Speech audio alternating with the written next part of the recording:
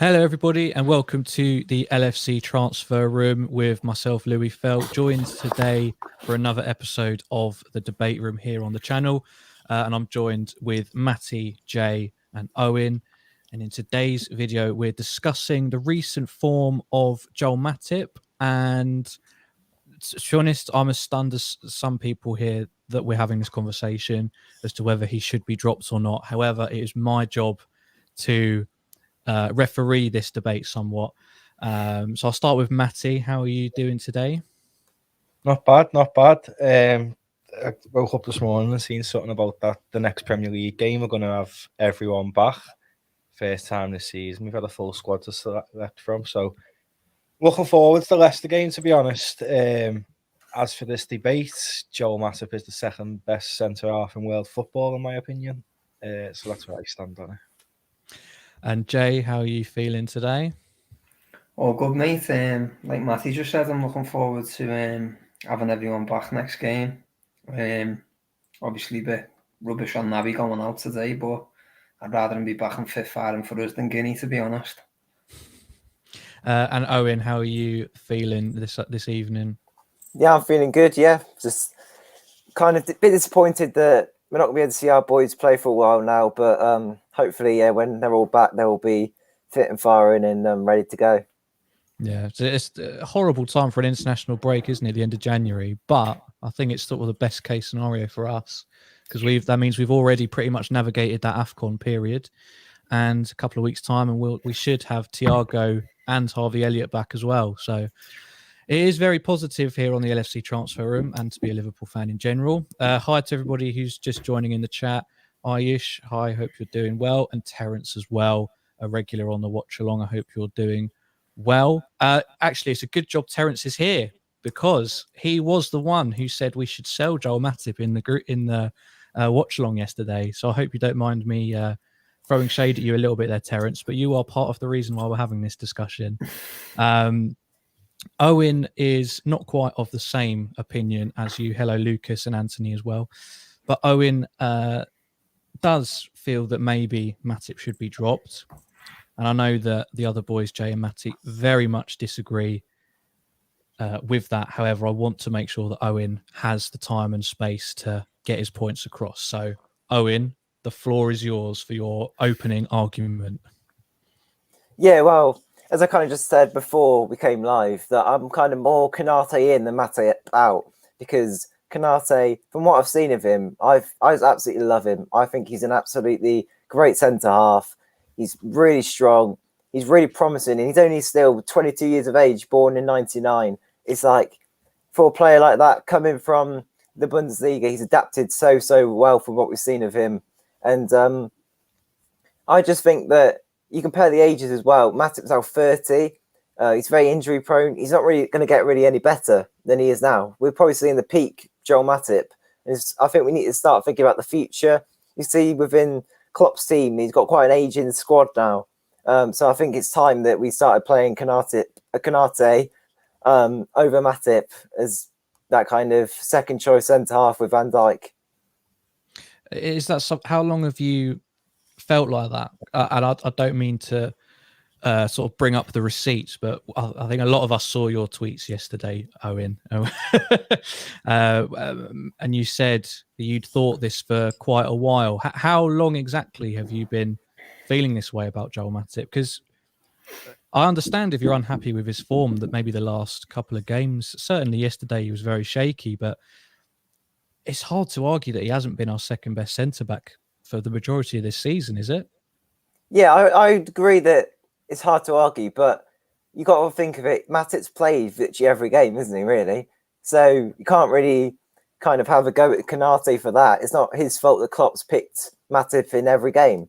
I've kind of thought this for probably about a month now, just because I think Matip, he's just, I don't know, I'm just not entirely convinced by him. What can I say? It's like, he just doesn't kind of do it for me when I see him play. I think he's quite sloppy at times, and I just think we could do better. He's a good squad player, though. I don't take that away from him at all. I think I wouldn't say sell him. I'd definitely say keep him and get him in the team. But should he be playing every game? No, I don't think he should. Okay, well, thank you very much to everybody who is commenting. We will get round to you. I'm just keen to sort of get everyone's first initial take on this, but please continue to share your thoughts in the chat as the debate goes on. Matty, I will now hand over to you for your rebuttal. Please keep it clean. It's just when you mentioned them being injury prone, Liverpool a year ago brought someone in to deal with the injuries within the squad, and it's helped because Naby Keita and Joel Matip have been rarely injured. Joel Matip, in fact, hasn't actually been injured properly since January 2021. The only injury he's had since then was coronavirus, where he missed one game. He has been available since January of last year. That's a whole year Matip's been available, the longest in his career, really. So obviously the person who's come in to help with injuries has really helped with Liverpool. And Matip, he's better than a squad player. Like, you just look at his stats. Like, Liverpool are pressing and passing team. Joel Matip is in the 87th percentile for pass completion against other players in his position. That means he's one of the 87th best players in that position. He's just well better than a squad player. He's, in my opinion, he's one of the best centre halves in the world. Goes very much under the radar. He's been in fantastic form this season, arguably better form than Van Dijk. If you want to be blunt with it, he's been absolutely phenomenal. He's had 2 bad games, and people are calling for his head. It's like Jay said before we came on, when you lived through like the Hodgson days and the Hicks and Gillette days and stuff, like Matip having 2 bad games it's not a major. Yeah, I think a lot of people agree with you that arguably at times he has been better than Van Dijk, and that's not an ill word against Van Dijk. He's coming back from a massive traumatic injury, and we always expected it would take him a few months to adapt. But yeah, for the longest time, he has been top quality for us. Jay, coming to you for the first time, what do you make of all this?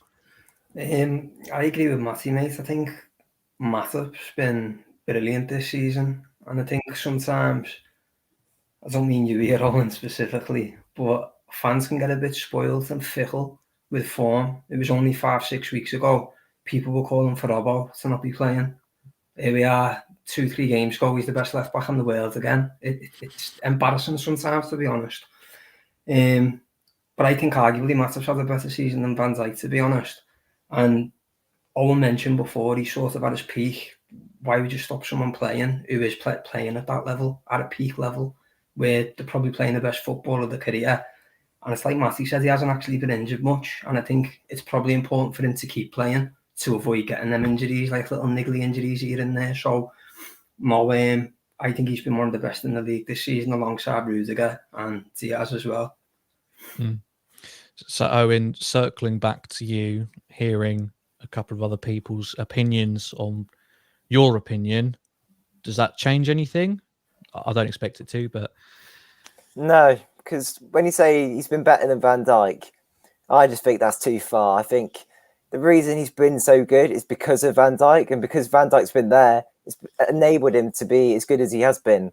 I think if you take away Van Dijk, you don't see anywhere near the sort of player that you're getting now from Matip. I think he's a completely different player. He's still a good player, don't get me wrong. We saw it last season, but he still isn't anywhere near the level that he is now. I think that's a very interesting point that you make, because I almost agree with you there. The fact that he's playing alongside Van Dijk, it will make a lot of centre-backs look a lot better. And I think we've seen it at times. I mean, Dejan Lovren was a different story, but you see Matip next to Dejan Lovren, it wasn't an ideal centre-back partnership. I think they were the ones who drew us the game against Shrewsbury that forced a return tie at Anfield a couple of seasons ago.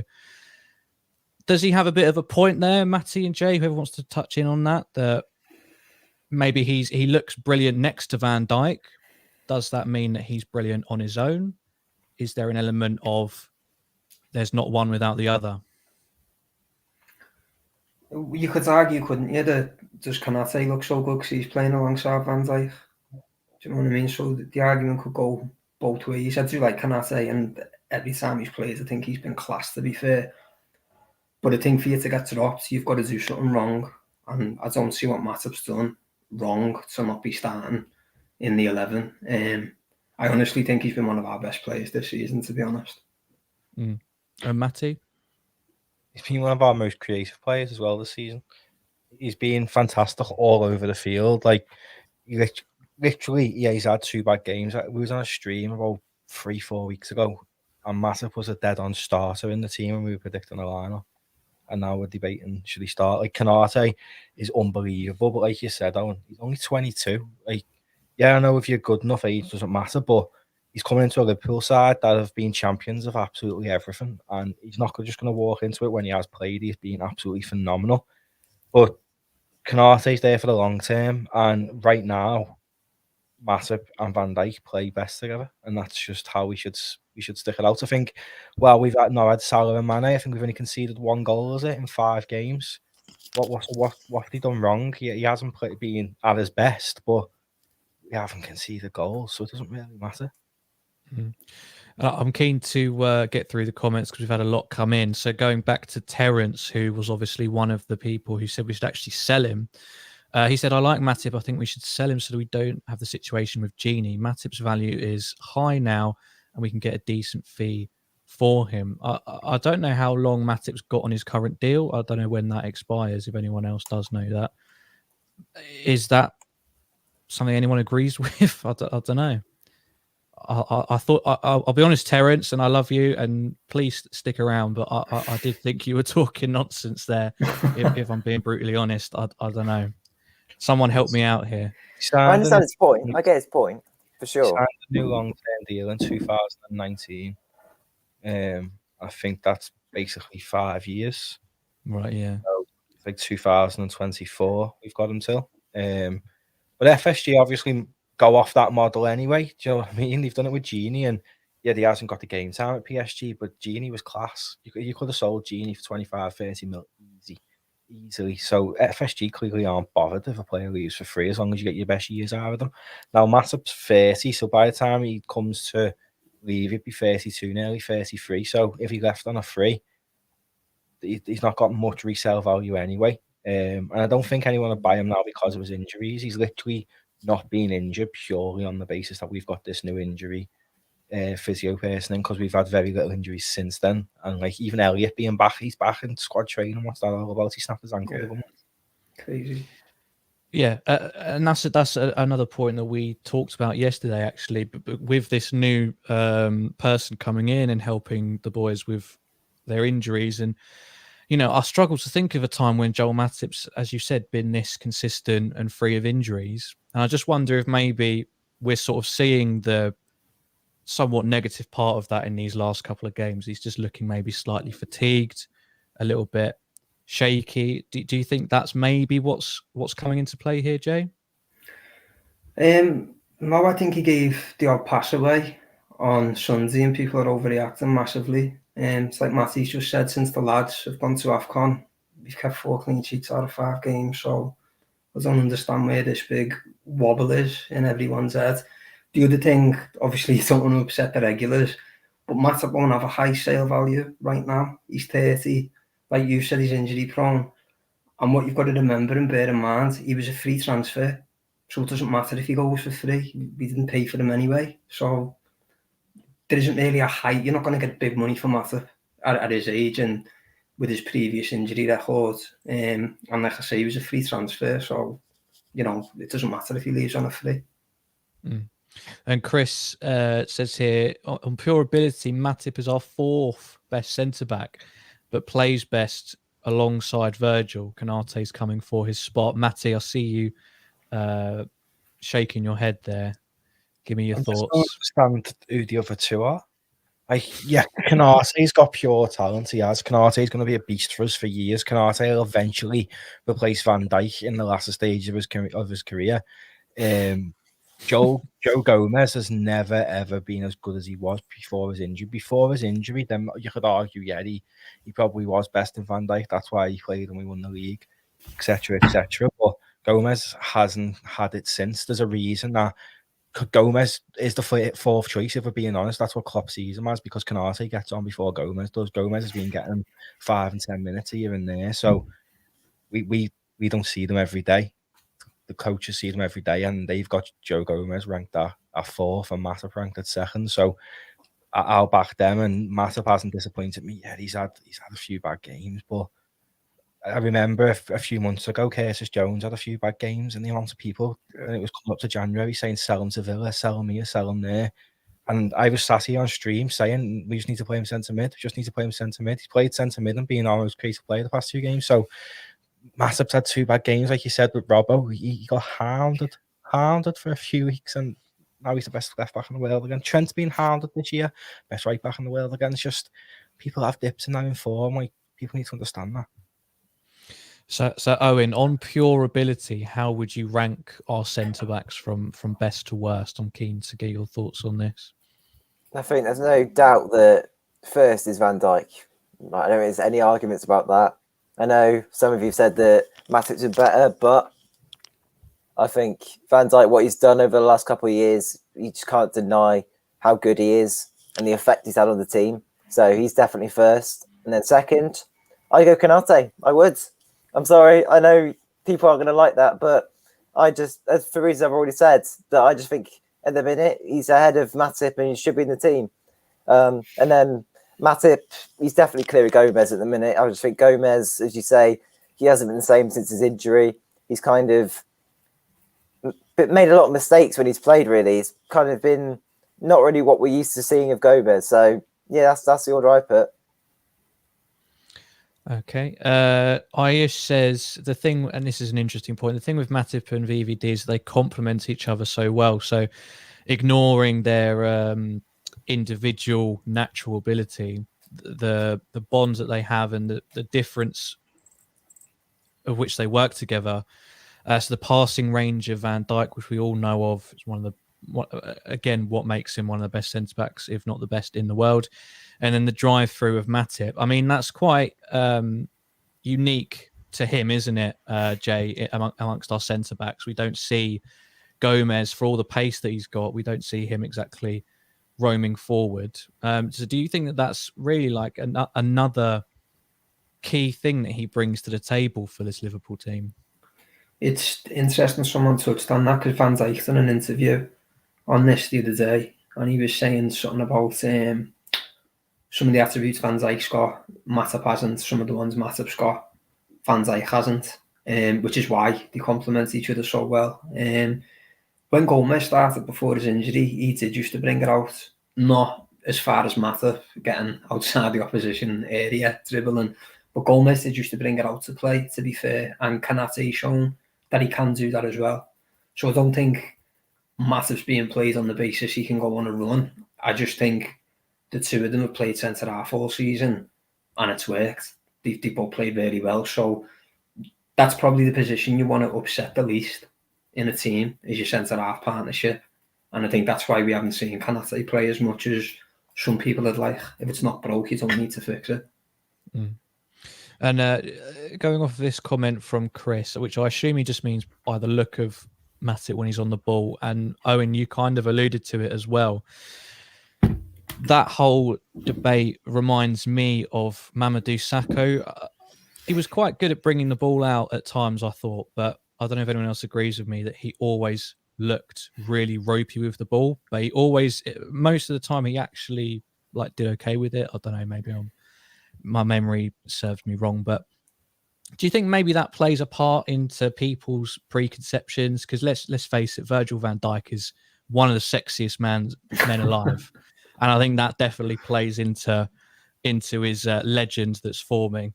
But do you think, Matty, maybe that there is an element of that? Obviously not with you because you think he should be starting, but with Matip, he only gets dispossessed 0.31 times per 90 minutes. So not even one time a game. It's like once every 3 games he's getting dispossessed. That's not bad form, not. And I feel as though teams that play, I've got a bit more pace about them than I probably would start Konate because he's fast. Like he's so fast. So Van Dijk isn't as fast as he was. He's still rapid, but he's not as fast as he was post ACL. So I'd start Konate against teams like that. But for me, Matip is, if Liverpool played in the Champions League final tomorrow, which centre-back pairing would Jurgen Klopp put out there? If he had a full-fit squad, he'd put out Van Dijk and Matip, and there's a reason for that. And Q Mars, good to see you in the chat as well, makes a point about the high line. I mean, we play that anyway, and as people have said, we've kept 3 clean sheets in the last 4, only conceding 1. I'm not sure how important that recovery pace of Gomez and Konate really is, because I mean, Owen, even you'd admit Matip's not the slowest, and Van Dijk has a lot of recovery pace as well. Do you think that plays a big part in the selection? Yeah, I would say it does with the high line, but I'm just looking at stats here, and you see on here it says when you compare the Matip with all the centre backs, Nicolas Sula from Bayern Munich comes up as number 1, which kind of interests me because he's not the fastest of players. Number 2 is Matthias Ginter, who you wouldn't really say he's the fastest either. And then even 6th is Harry Maguire, which might come as a bit of shock to a lot of people. But yeah, I think it definitely does have a big part. But at the same time, playing the ball out from the back, I think Klopp values that a lot. But I mean, Matip has shown he's one of our best defensive dribblers on the ball, Owen. Yeah, you know, definitely. Not just from a defensive point of view, but the defense plays such a massive part in our attack. What does Konate or Gomez offer over Matip in that regards? Well, I think with Konate, it's kind of hard to say really because we just haven't seen enough, and it's kind of like we need to kind of explore with him and see what we're going to get. But at the same time, from what I've seen already, I know that it's going to be good and it's really kind of positive. He has all the attributes and all the traits that you'd associate with a Liverpool centre-half. So I just want to see more of that, really. And Matty, what do you think about that? I think every quality you can list about Konate, Matip can do as well. Like, as good, if not better. I strongly believe Konate wasn't brought in to start week in, week out for Liverpool. He knew he was going to gel into this team. He's going to be world class. He's going to start probably 99% of games in a few years. But I'd rather him now spend this time learning from 2 world-class centre-backs who have won it all. We've literally won everything with Van Dijk and Matip. So he's learning from them. When he has played, he's been phenomenal. But I don't think anyone suspected that Matip would go a whole year without an injury.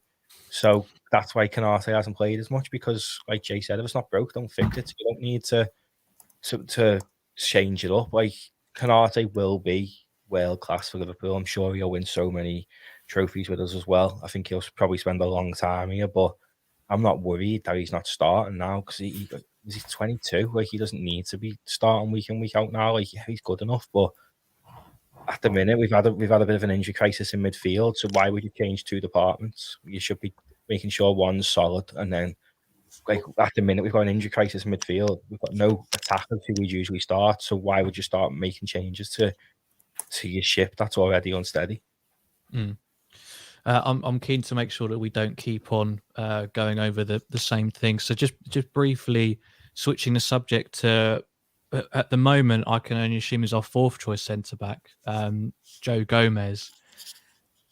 In that title winning season, for large parts when Matip was injured, Gomez was arguably the 2nd choice centre back, or the best replacement for Matip. Jay, what do you see Gomez's role being? Do you think he can ever fight his way? I'm sure he can, but do you think he can at any time soon fight his way back up the pecking order again? Not this season, no. I'm a bit gutted for Gomez, to be honest, mate. I was one of his biggest fans before he got the big injury. I think the first 10 games of the season, I think he's had something like 10 clean sheets, or in 12 games, 10 clean sheets when it was Van Dijk and Gomez. And if you got past one, you ain't getting past the other, because they were that quick and strong. Now with the emergence of Konate and Matip staying fit as often as he has done, it's going to be really, really hard to see Gomez come back. And that's why I'm gutted for him, because he hasn't done nothing wrong. He's just had a really bad injury, and other people have stepped up to the plate when they've been asked to. So I do feel sorry for Gomez. I'm one of his biggest fans, to be honest. What do you think it could be the next logical step for him at this point? Maybe time out on loan somewhere, potentially? Or is it really a case of just knuckling down and waiting for your moment? There's 2 ways to look at it, I suppose, mate. It's where he wants to be in his career now, because I don't think Liverpool are on a loan amount, knowing that the week we do, Matip will probably get injured, even though he hasn't been free yet, because that's just sod's law, the way it works. So I don't see us loaning him out. But then he's got to ask himself, am I going to break into this 11 now? Which, the start of next season, Matip could easily get injured again every other week, every other month, and then it's a bit easier for him to get back in. But is he happy to wait that long? And with the World Cup coming up and things like that, it's probably a question for him more than us. Oh, well, that's what these are for. We take the decisions away from the players and we put our thoughts out there. Matty, I'm keen to hear what you think. Might be going through Gomez's head, where he stands in Klopp's plans, and what you think maybe he should be looking to do at this point in his career.